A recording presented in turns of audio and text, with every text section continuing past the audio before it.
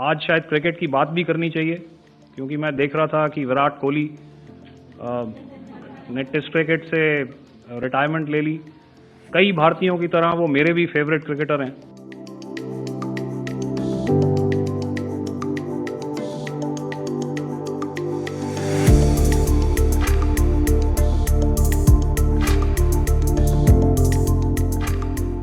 Operation सिंदूर के air defence की कार्रवाई को एक कॉन्टेक्स्ट में समझने की आवश्यकता है।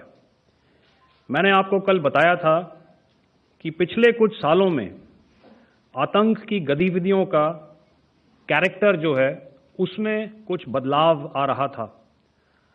अब हमारी मिलिट्री के साथ साथ मासूम सिविलियंस जो कि अपना बचाव करने में विफल थे, उन पर भी हमले हो रहे थे।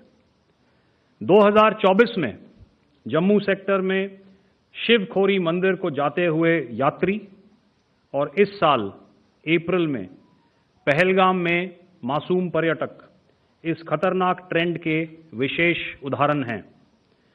पहलगाम तक पाप का ये घड़ा भर चुका था। उसके बाद जो हुआ उसके बारे में हम कल विस्तार में बातचीत कर चुके हैं। क्योंकि आतंकियों पर हमारे सटीक हमले लाइन ऑफ कंट्रोल और इंटरनेशनल बाउंड्री को पार करे बिना किए गए थे, हमें पूरा अंदेशा था कि पाकिस्तान का वार भी बॉर्डर के उस पार से ही होगा।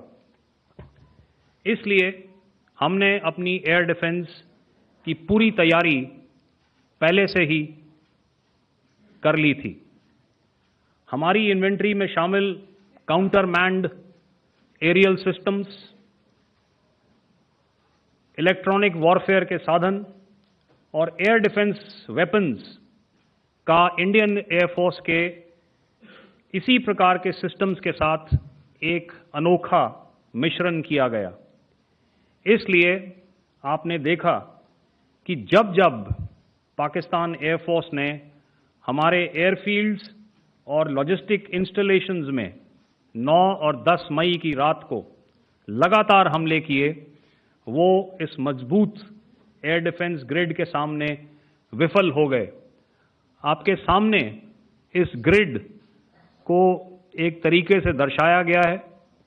आप देख रहे हैं कि इंटरनेशनल बाउंड्री से कितनी layers, radars, counter unmanned aerial systems, उसके पीछे शोल्डर फायर्ड वेपन्स, हमारे विंटेज एयर डिफेंस वेपन्स जो कि काफ़ी सालों से हमारी सेना में हैं।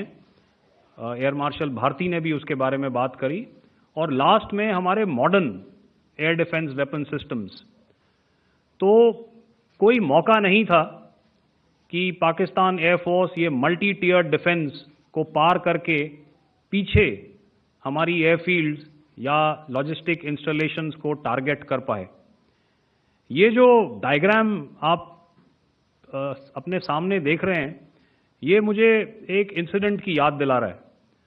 और मैं आपको इस उदाहरण के ज़रिए से एक ये एस्पेक्ट हाईलाइट करना चाहता हूँ।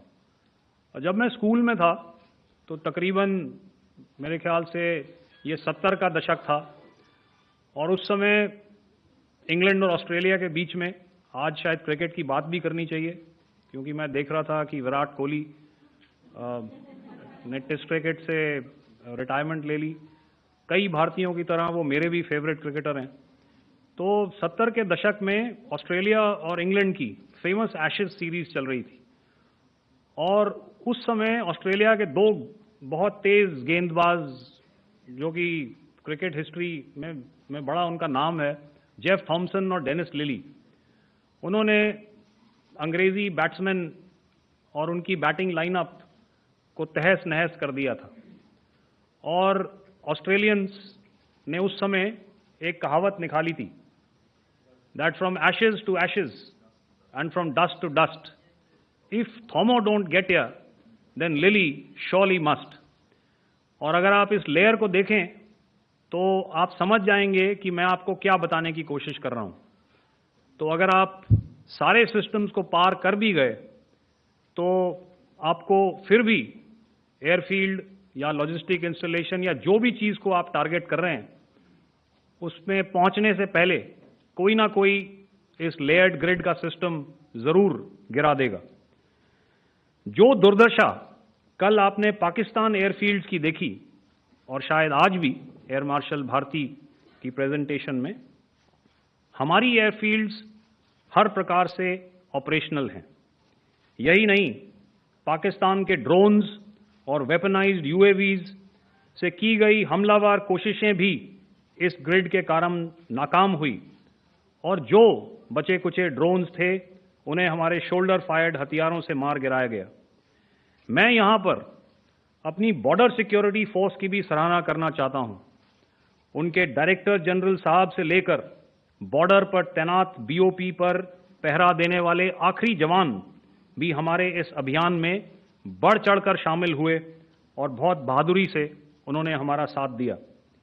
उनके काउंटर अनार्म्ड सिस्टम्स भी हमारे इस मल्टी टियर्ड एयर डिफेंस ग्रिड का हिस्सा थे, जिसके कारण पाकिस्तान की नापाक हरकतों का विनाश किया गया। आपने सुना ही होगा, जब हौसले बुलंद हों तो मंजिलें भी कदम चूमती हैं। In the end, I would like to highlight again that in every single domain that Operation Sindhur has been prosecuted, there has been absolute synergy between the three services. Not only have we, in this endeavor, been fully supported by our government, departments, and agencies, I cannot here not mention our 140 crore countrymen that have stood behind us with their prayers and goodwill, urging and inspiring us to achieve our mission and objectives. For that, we salute you. You are indeed the best. Jai Hind.